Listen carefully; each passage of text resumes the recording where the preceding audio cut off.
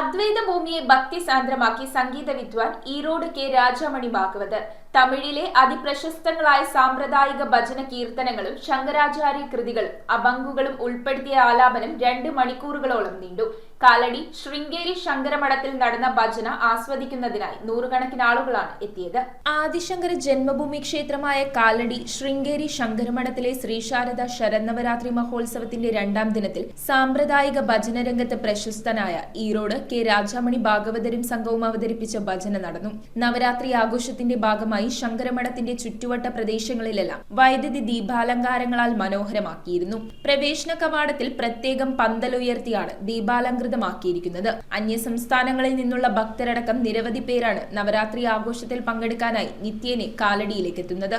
കർണാടകത്തിലെ ശൃംഗേരി ശ്രീ ശാരദാ പീഠത്തിലെ ജഗദ്ഗുരു സന്യാസി പരമ്പരയിലെ 36ാമത്തെ ആചാര്യനായ ശ്രീ ശ്രീ ഭാരതി തീർത്ഥ സ്വാമികളെക്കുറിച്ചും അദ്ദേഹത്തിന്റെ നിയുക്ത പിൻഗാമി ശ്രീ ശ്രീ വിധുശേഖര ഭാരതി സ്വാമികളെക്കുറിച്ചും പ്രകീർത്തിച്ചുകൊണ്ടാണ് ഈറോഡ് രാജമണി ഭാഗവതർ നവരാത്രി മണ്ഡപത്തിൽ പാടിയത്.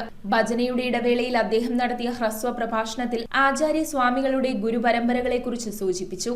ശ്രീ ശാരദാദേവി സന്നിധിയിലും ശങ്കരാചാര്യ ഭഗവത് പാദ സന്നിധിയിലും തൊഴാനായി അഷ്ടമി, നവമി, ദശമി ദിവസങ്ങളിൽ നിരവധി ഭക്തർ കാലടിയിലേക്കെത്തും. എല്ലാ ദിവസങ്ങളിലും പ്രഗത്ഭരായ നിരവധി കലാകാരന്മാരുടെ സംഗീത സദസ്സുകളും ഉണ്ടായിരിക്കും. News bureau, Kalady.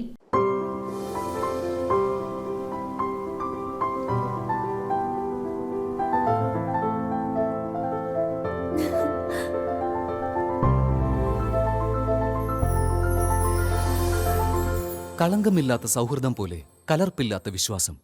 കല്ലൻസ് ജ്വല്ലറി.